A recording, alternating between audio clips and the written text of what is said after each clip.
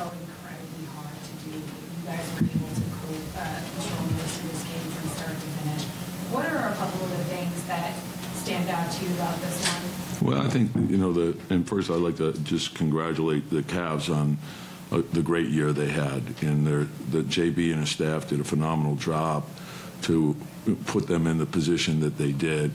So, and that team is so talented. And for us, things clicked for us. And I thought we played well down the stretch of the regular season and carried over into the playoffs. And then we had a number of guys step up. So we took some hits, and maybe the silver lining was, guys were out the last month for us in the regular season. Jalen was out extended amount of time. Julius was out extended. And the other guys played more significant roles in different positions and that sort of thing. And I think that helped us here. And I thought we had a number of guys step up tonight. I thought the way Mitch played just set the tone for everything, and Julius was super aggressive to start the game, and I think that gave us a big lift. And then once we had the cushion, we playing from the lead on the road, I think it was huge for us. But the rebounding was really the name of the game. And in that third quarter specifically, when you don't have Julius, and especially like you said, how effective he was in that first half, to have Obi come in and step up with 13 points. What can you say about the message that he was sending? Well, I think Obi's played the last month has played really well for us. And he's always ready. So going in and just hit big shots, made hustle plays, runs the floor. It gets us energized. And so we needed that. I thought Quick gave us a big lift off the bench also. Jalen was Jalen, and then of course Hart just he gives you so much like defensively, and when you're talking about a guy like Donovan Mitchell that requires so much effort, because it's not only what he's doing with the ball, it's what he's doing off the ball, and he's such a tough cover to expend that amount of energy and rebound the ball and then push the ball and do things like that. He made so many big plays for us, big offensive rebounds late in the game, things like that. But it was a terrific team win for us. Coach, given your history with this Knicks team, and you have a deep understanding of how much these wins in these series mean to the fan base that's so supportive, what does it mean to be able to get out of the first round for the first time in a decade? Yeah, I think, and I've said this many times, that the tradition of the Knicks, what it means not only to the city but the league, and we have what I feel are the best fans in the world. We have the best city in the world, the best arena in the world, and I think that the way this team plays, it resonates with all our fans. They play hard, they play smart, and they play together. And I think if you do that in New York, it's always recognized.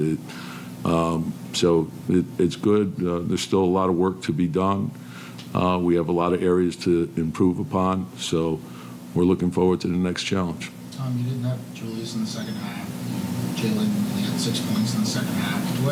What is it about the rest of your group? Obviously, what is it about the rest of your group that allows guys to step up and step in those situations? Well, that's what I like about what Jalen. They're trying to get the ball out of his hands, and he's not fighting it. He's making the right play, and it's creating easy offense. I thought RJ stepped up. He carried us for a good stretch in the third quarter there, made a number of good plays. He had that early foul trouble in the second quarter where he had to come out. But he gave us a big lift there. He and Obi sort of carried the third quarter. And, Mitch was the anchor on the defense, obviously. But, again, you need everybody in a situation like that. And just to win on the road and to play the way we did, it's a credit to our entire team.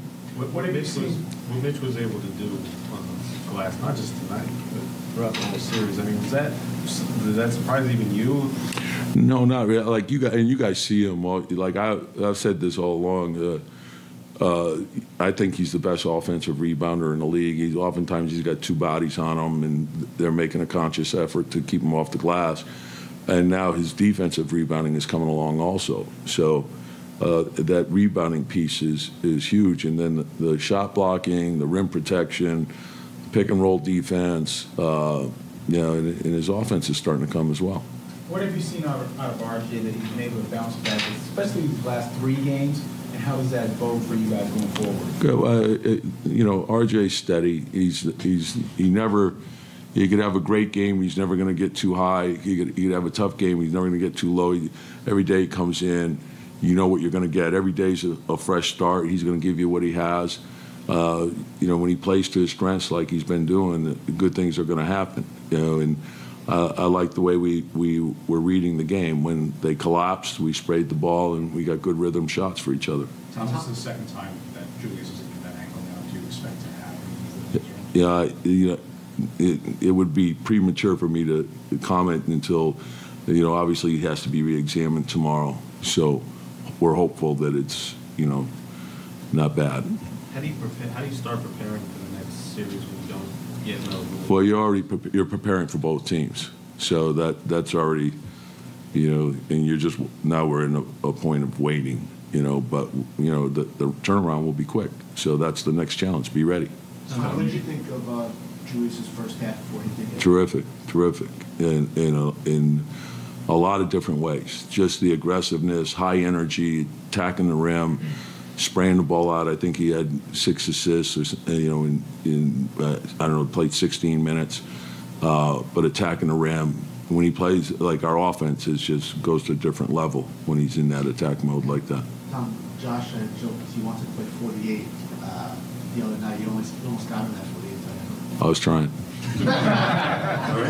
Tom, you 2 more guys. Tom, you talked about next man up. You guys lose 2 starters here in the series, and the challenges that they have. Just kind of, what do you think on the whole of the way your guys adjusted to every challenge? Yeah, no, and I give like our bench a lot of credit. We oftentimes will have, and I've said this all along. Like Quick's a starter, Josh is a starter, Isaiah is probably a starter. So it's good to have that. And then you look at Obi, and Obi's capable of starting, and so we've got good quality depth. And then when you put Jalen in with them and you put RJ in with them, right, you have everything. You got pretty good, you got very good defense, you got offense, you got playmaking, you got multiple ball handlers, so everything functions well, and they play at a different speed, so it's good for our group. It changes things up a little bit. Tom, independent of RJ's shooting numbers and all that, it just felt like his floor game from game 1 of the series was so much better throughout the whole series. Why did that hit so well? Yeah, I think a part of that is experience too. So just read the game. So like they have 2 elite, defenders on the back line. So when you penetrate and they're there, if there's 2 or 3 guys on you, that means there's people open on the perimeter. So spray the ball out. Then once you start hitting some threes, then that tends to open things up. Now you got alleys to the rim. So I thought he did a great job with that. I think him getting out in transition and getting a couple easy baskets, I think that's huge for him. And I thought he did that well. And then I thought, with the double team, I thought our guys made the extra pass. And those are rhythm shots. Those are different shots than, dancing with the ball and trying to go off the dribble and stuff like that. So if you get rhythm shots, you're going to shoot a much higher percentage. All right, thanks, Tips. Yeah, thank you. Players are being short.